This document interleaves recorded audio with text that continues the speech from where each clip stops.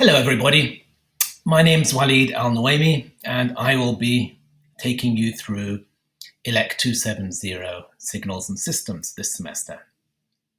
So the purpose of this video is to offer a brief overview of the module. So this isn't lecture 1, consider this lecture 0. I just want to introduce the module and say a few words about how it's going to run and the different components. Okay, so why is it that we're studying signals and systems? How is this relevant to your program of study? So whether you're studying avionics, mechatronics, or computer science and electrical engineering, whether you're doing telecommunications or electrical engineering, why do you need signals and systems? Where does this actually fit in? So it's relevant to other subjects. Now, these module codes might be familiar to you. They may not. So ELEC270, Instrumentation and Control, everybody here is studying that. That's run over 2 semesters. And they're very closely linked. So instrumentation and control, that's shorthand for instrumentation systems and control systems. So the study of systems is very relevant. And when we speak about control systems and instrumentation systems, we are dealing with measurements and signals. So signals and systems, that forms the backbone of everything else you're going to study at university.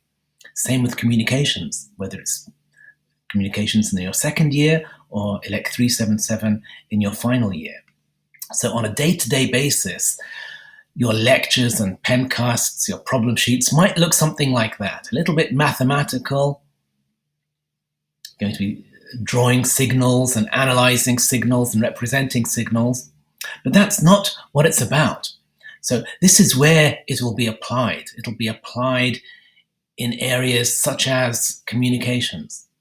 So we can't do that within the 12 lectures that we have, but next semester we'll be looking at communications in ELEC202. So those of you doing ELEC202 next semester, you'll be looking at these things. We'll be relying on what we covered this semester. Also, instrumentation. So when you study instrumentation, whether it's in ELEC207 or whether it's in your project this year, project next year, whether it's your postgraduate studies, whenever you look at instrumentation, you need to look at block diagrams of systems dealing with signals. So everything can be represented as signals and systems. So that's the kind of thing you can expect from a instrumentation system. Robotics and control, again, everything we're dealing with is signals and systems. So throughout your career at Liverpool, you will be dealing with signals and systems. It's just that in my module, in ELEC270, we call it signals and systems. In other fields, other topics, other subjects, you'll be calling it different things, but it's the same ideas. So these are just examples. This is not an exhaustive list, but when you study image processing or video processing in your final year, again, what we're looking at is a 2-dimensional image. So image processing is just another way to say signal processing, and signal processing is dealing with signals. So what will the module look like? So it's a 15-credit module run over 1 semester. So we only have 12 lectures. So 11 lectures containing new material and then a revision lecture right at the end. So it's 11 plus 1. You're going to have a problem class every 2 weeks, so 6 problem classes. You're going to have a problem sheet every week. So you're going to have 11 problem sheets. There's going to be an experiment, a laboratory experiment. So if you're on campus, if you're here in Liverpool, you'll attend that in person. If you're not, some other arrangement will be made.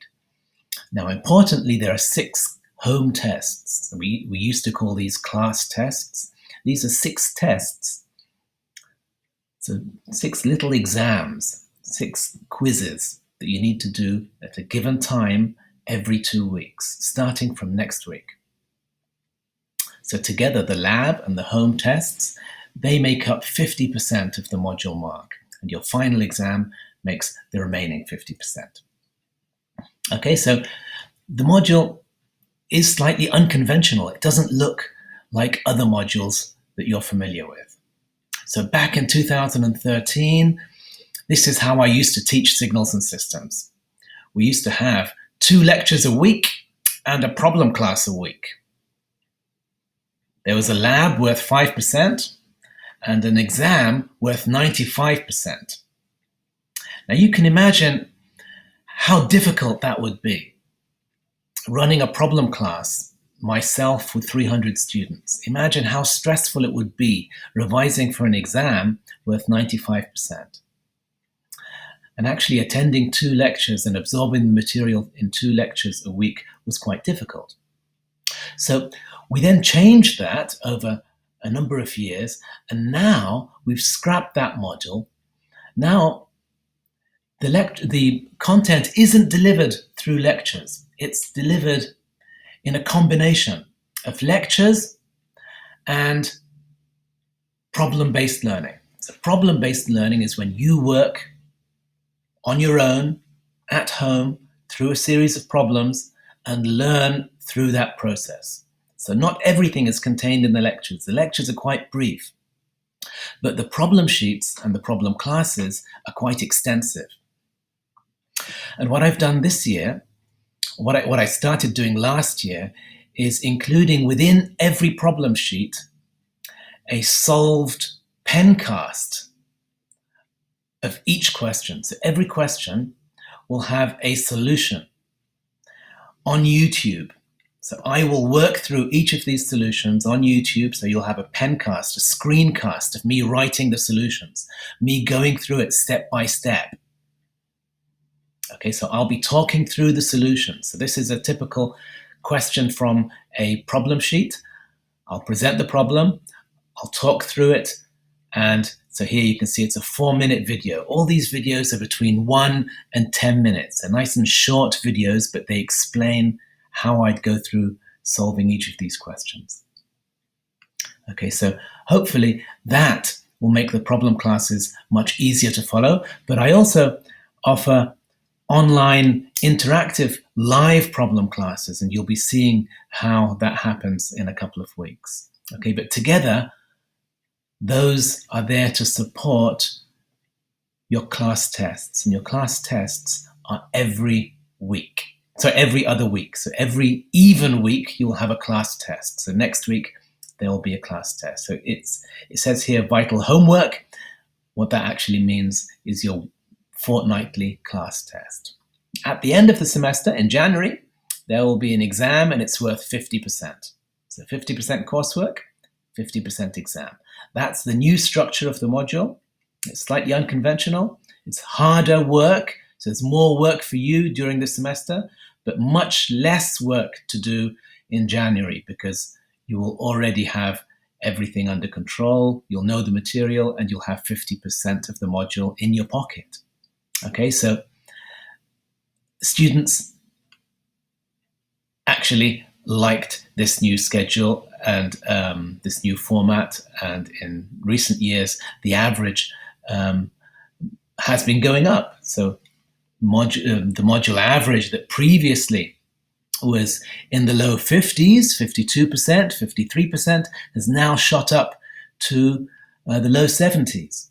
Okay, so the year before last we have an average of 74%.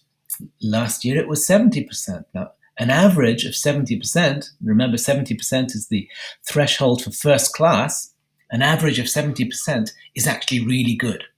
Okay, so no other module will have an average of 70% except maybe your lab module.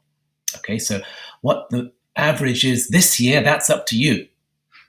Okay, but I make it very easy for you to do your best, to demonstrate your potential and to do well. Okay, it's not an easy module, but I make it easy for you to do well. All you need to do is engage every week. Okay, so that's how the module is going to be structured. The schedule is as follows. 1 pre-recorded lecture every week. I'm unable to meet you face to face to deliver these lectures, so I'm going to pre-record these lectures, and they'll be available every week for you to watch on Canvas. Every week, I will make available a problem sheet, and with the problem sheet, there will be YouTube videos or screencasts.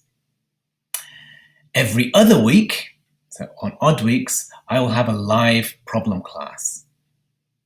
Now, in that live problem class, there'll be a question and answer session, so you can ask me any question and I'll answer at the end of the problem class. On even weeks, instead of the problem class at the same time, 11 o'clock on Monday, there'll be an online class test. It'll be a timed test every week. So every other week, so on even weeks, at the same time. Okay, I'll give you plenty of warning for this, and I'll give you practice tests. Okay, so in addition to the problem sheets and the problem classes, there'll be a practice test. So you can test your computer, test your internet connection, so you can be confident that your browser will support the test. If you have questions relevant to the module, about the content, about anything at all, post it to the discussion board on Canvas. Okay. I also hold regular office hours. So every day, at the moment, my office hours are 12 o'clock to 1 o'clock. So every day, 12 o'clock to 1 o'clock, click on the link in the calendar in Canvas, and it'll bring up a Zoom meeting, and you can ask me any question. It's the equivalent of you knocking on my door and coming to see me.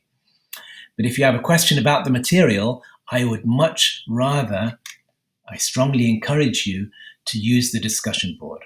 And that way, you can express your question clearly, I can express my answer clearly, and everybody in the class can read that answer rather than just having a one-to-one discussion. But if there's anything you want to raise with me, feel free to click on the office hours link and to meet me. That's every day, 12 o'clock to 1 o'clock.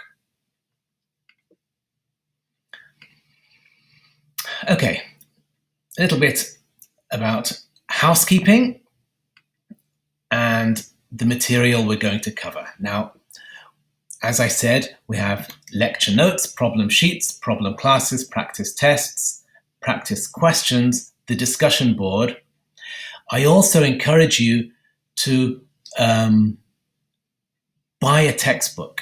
Okay, either pick one up from the library, find one for free on the internet and download it, or buy a textbook. The best thing to do is to buy a textbook. A signals and systems textbook will last you forever. Throughout your career as an electrical engineer, a signals textbook will come in handy. It'll come in handy for this module. It'll come in handy for modules you'll take next semester and next year. Okay, so I encourage you to buy a textbook. There'll also be past exam papers made available to you closer to the end of the semester, along with solutions. So I will work through the solutions of some sample questions from these exam papers. Okay, so exam papers are not helpful to revise, to study from, but they're useful to see how prepared you are for the actual exam. So these are some of the textbooks that I recommend you look at. There are many others. So any university textbook that has the word signals and systems in the title should be suitable.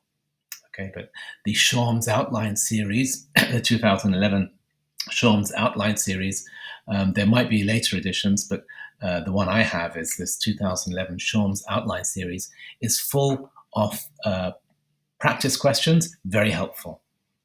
Okay, so any textbook, any university textbook that has the words signals and systems should be absolutely fine. Okay, a brief overview of the module. So when we say it's signals and systems, there are obviously two main components, a signals component and a module component, a systems component. So we'll be looking at signals first, and then we'll be looking at the systems. So roughly 7 weeks looking at the signals, and then the final few weeks we'll be looking at the systems. Okay, so the module starts off very easy. It gets hard very, very quickly, and then it